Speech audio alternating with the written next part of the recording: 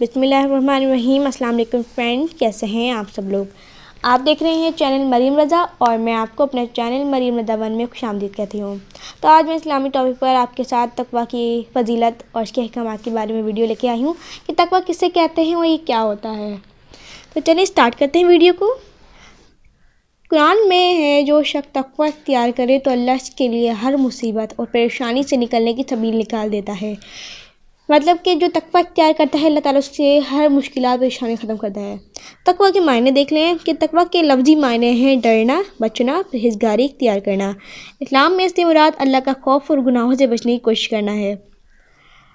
पता चला कि अगर हम भी अपनी तिजारत में होने वाली परेशानी से निकलना चाहते हैं तो सबसे पहले मुत्तकी बन जाए, यानी कि परहेज़गार बन जाएं। अब तकवा किसे कहते हैं? अल्लाह की चाहत और मर्ज़ी पर चलने को और नामर्ज़ियात से बचने को। लिहाजा अगर हम अपनी तिजारत में कज़्ब, बयानी, धोखाधड़ी, झूठी कसम, सूदखोरी, रिश्वतखोरी, जुल्म, गज़ब, चोरी, ख़यानत, हराम चीज़ों की ख़रीद व फ़रोख्त से इज्तनाब करते हैं तो हमारी तिजारत में खुद ब खुद बरकतें नाज़िल होने लगती हैं। तकवा परहेज़गारी को कहते हैं। और अगर हम अल्लाह से डरना शुरू कर दें और नेक अमाल करना शुरू कर दें और दूसरों को भी नेक अमाल की ताकीद करना शुरू कर दें तो इस तरह हमारी दुनिया भी संवर जाती है और आखिरत भी संवर जाती है। अब आगे चलते हैं कि हर अच्छा काम करने और बुराई से बचने के लिए ज़रूरी है कि दिल में अल्लाह ताला के हमेशा हाजिर और नाजिर होने का यकीन हो। जब इंसान ये यकीन रखता है कि मेरा रब हर जगह मौजूद है, हर लम्हा मुझे देख रहा है, तो इसकी बदौलत उसके दिल में जवाबदेही का एहसास पैदा होता है। वो अच्छाई और बुराई में फ़र्क करता है, अच्छे कामों को इख्तियार करता है और बुराई से बचने की हर मुमकिन कोशिश करता है। चूँकि इस मामले का ताल्लुक़ दिल से है, इसलिए हज़ूर सल्लल्लाहु अलैहि वसल्लम ने अपने दिल की तरफ इशारा करते हुए फरमाया, अत-तक़वा हाहुना, तक़वा यहाँ है।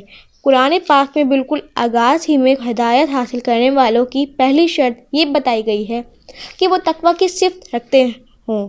इरशाद होता है, हुदल लिल मुत्तकीन, सूरत बकरा आयत नंबर 2। ये किताब हिदायत है मुत्तकीन के लिए।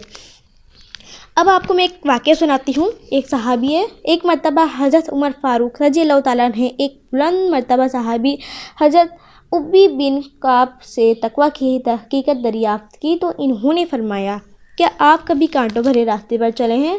उन्होंने कहा, जी हाँ। फिर उन्होंने पूछा, ऐसे मौके पर आप क्या करते हैं? तो हज़रत उमर रज़ियल्लाहु ताला अन्हु ने जवाब दिया, मैं अपने कपड़े समेट लेता हूँ और अपने दामन को कांटों से बचाने की कोशिश करता हूँ। हज़रत उब्बी बिन काब ने फरमाया, यही तकवा है, यानी इंसान बुराइयों से अपने दामन बचा कर इस तरह ज़िंदगी गुजारे कि कहीं इनमें दामन ना उलझ जाए। तो इन सब का खुलासा ये है कि हमें अल्लाह ताला को राज़ी रखना चाहिए, अल्लाह ताला से डरना चाहिए, बचना चाहिए, गुनाहों से बचने की हर मुमकिन कोशिश करनी चाहिए और अमल बिल मारूफ व नही अनिल मुनकर का काम करना चाहिए। मतलब कि नेकी का हुक्म देना चाहिए और बुराई से रोकना चाहिए। इंशाअल्लाह अमल बिल मारूफ व नही अनिल मुनकर के बारे में भी एक तफसीली वीडियो आपके साथ लेकर आऊँगी। तो आपको समझ आ गया हो कि तकवा किसे कहते हैं और तकवा में हमें क्या अल्लाह ताला ने कहा है। तो अगर वीडियो पसंद आए तो वीडियो को लाइक कर दें, शेयर कर दें और चैनल को भी सब्सक्राइब कर दें। मरीम रज़ा को इजाज़त दीजिए। अल्लाह।